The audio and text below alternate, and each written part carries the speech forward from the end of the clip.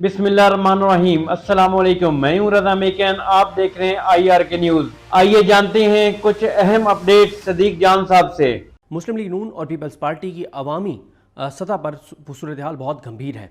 सूरत हाल इनके लिए बिल्कुल अच्छी नहीं है और ख़ास तौर पे सिंध के अंदर, अंदरून सिंध हो चाहे सिंध के दीगर अजला हों या यहाँ तक कि कराची, तो सूरत हाल आपके सामने है कि आवाम के अंदर मुस्लिम लीग नून पीपल्स पार्टी का गम गुस्सा की सतह बढ़ चुका है। कल एक वाक़या पेश आया और वो वाक़या बताता है कि अब लोगों के सब्र का पैमाना लबरेज़ हो चुका है और चीज़ें आगे बढ़ रही हैं। और जो हमने NA 213 में उमरकोट में देखा वो भी ग्राउंड रियलिटीज़ की अक्कासी करता है। कल जो वाक़या हुआ, जो खेलदास वज़ीर मुमलिकत हैं मुस्लिम लीग नून के, उनकी गाड़ी पर हमला हुआ और अंडे और टमाटर जो हैं वो मारे गए और जो नारे लगाए गए, जो गम गुस्सा था लोगों का, और फिर उसके ऊपर जो मुस्लिम लीग नून का रिएक्शन था। देखिए, नून लीग ने शायद ये एक वाक़या बड़ा छोटा सा वाक़या रह जाता है कि ठीक है वो वहाँ से गुजर रहे थे खेलदास साहब और टमाटर मारे गए, अंडे मारे गए, लेकिन उसके बाद मुस्लिम लीग नून ने जिस तरह से उसके ऊपर रिएक्ट किया कि जनाब वो शहबाज शरीफ साहब ने फ़ोन कर दिया है और खेलदास साहब की खैरियत दरियाफ़्त की है और नवाज शरीफ साहब ने उनको कॉल किया, उनकी खैरियत दरियाफ़्त की है और अता तारड़ साहब ने नोटिस ले लिया है और IG सिंध से रिपोर्ट तलब कर ली है और बशीर मेमन वहाँ पे सिंध के जो मुस्लिम लीग नून के मेखले सदर हैं वो एक्टिव हो गए हैं और ये हो गया और वो हो गया। नून लीग ने अपने रिएक्शन से इस स्टोरी को बहुत बड़ा कर दिया है। अच्छा, इसमें कोई शक नहीं है कि जो सिंध के अंदर सूरत हाल है, देखें इसमें क्योंकि हम भी मुसलसल उसको जो नहरों वाला इशू है उसको उस तरह से रिपोर्ट नहीं कर रहे, TV चैनल तो 100% कंप्रोमाइज़ है।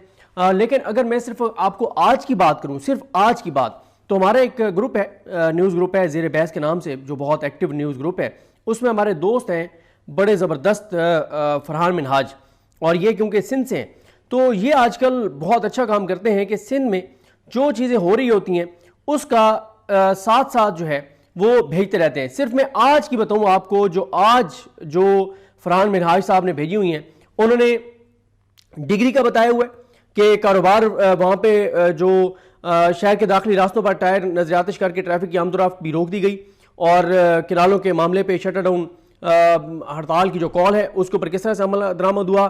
नसीराबाद का वो बता रहे हैं कि वहाँ पे क्या सूरत हाल है।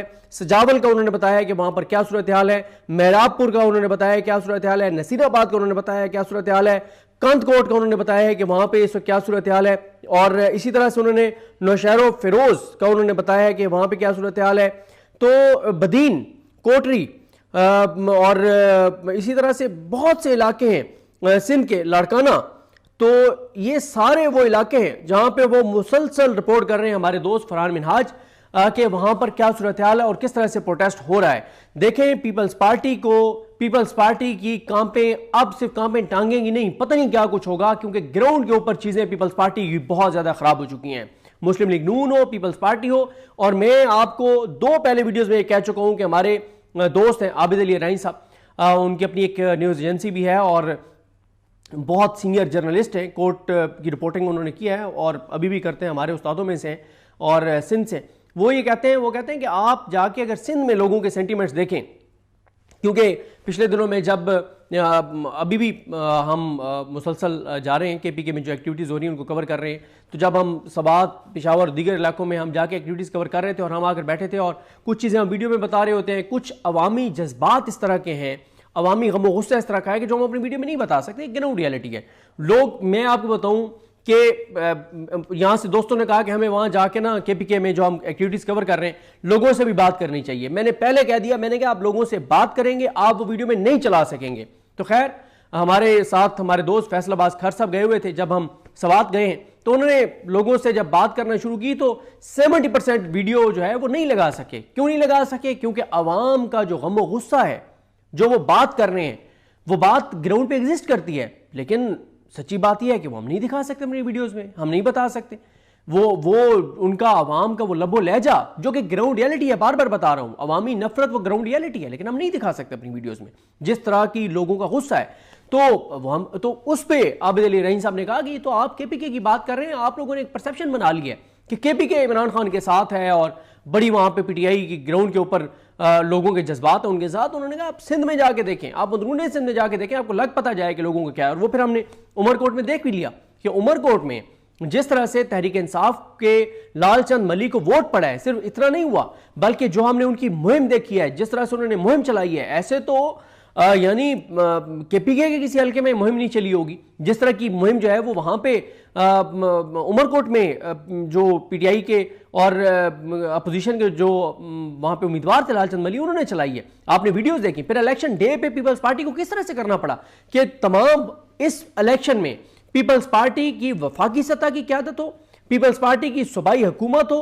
पीटीआई की सूबाई पूरी काबीना हो, पीटीआई के पीपल्स पार्टी के और उनके तमाम विंग्स जो वहां पे पीटीआई के जो उम्मीदवार की टीम है वो जिस तरह से बता रहे हैं कि सरकारी मशीनरी, नजर आने वाले, ना नजर आने वाले, और फिर जो उनकी जितनी गुंडागर्द उनके विंग्स थे, जितने बदमाश थे, जितने कान टुट्टे थे, जितने 2 नंबर लोग थे, वो सारे पीपल्स पार्टी ने वहां पे एक्टिव किए हुए थे।